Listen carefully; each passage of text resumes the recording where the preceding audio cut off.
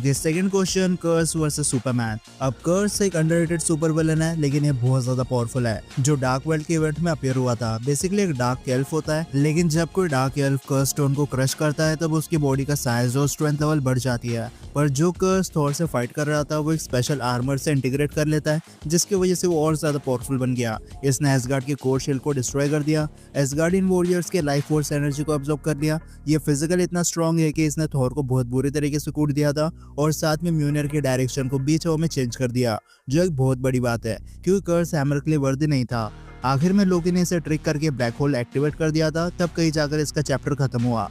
वरना अगर लोकी यहाँ इंटरफियर ना करता तो थॉर डार्क वर्ल्ड में ही खत्म हो जाता। अब जब बात आती है न्यू सुपरमैन की, तो काफी सुपर फैंस इसे कमजोर मानते हैं, लेकिन ऐसा नहीं है। इसने स्काई स्क्रैपर्स को लिफ्ट किया है, ये आराम से काइजू को ओवरपावर कर सकता था। देन इसने सिर्फ अपने फ्रीज ब्रेथ से ब्लैक होल से सर्वाइव किया है, और फिर ये 1v2 कर रहा था। इंजीनियर तो ठीक है, लेकिन अल्ट्रामैन सुपरमैन की कॉपी है, जो सुपरमैन जितना स्ट्रॉन्ग और ड्यूरेबल देखने मिल जाता है। बस सुपरमैन के पास एक एडवांटेज है कि वो सन रेडिएशन ज्यादा अमाउंट में एब्जॉर्ब कर ले तो उसकी पावर सिंपलीफाई हो जाती है, लेकिन न्यू सुप के पास एक भी एक्स्ट्राऑर्डिनरी स्पीड फिट नहीं है, इसलिए कर्स को ज्यादा दिक्कत नहीं होने वाली इससे फाइट करने के लिए। अपने साइज के हिसाब से कर्स भी काफी ज्यादा फास्ट है, लेकिन इंटीग्रेटेड आर्मर की वजह से कर्स की मूवमेंट थोड़ी स्लो दिखाई देती है, जबकि सुपरमैन हाइपरसोनिक स्पीड को आराम से अचीव कर सकता है। तो स्पीड का एडवांटेज तो सुपरमैन ले जाता है, बट स्ट्रेंथ और ड्यूरेबिलिटी वाइज कर्स आगे है। ये एक अनस्टॉपेबल फोर्स था जिसे ना तो एसगार्डियन वॉरियर्स रोक पाए और ना ही खुद God of thunder Thor. Even म्यूनर भी इनफ नहीं था इसे बीट करने के लिए, इसलिए कर्स के अटैक से सुपरमैन को अच्छा खासा डैमेज होगा,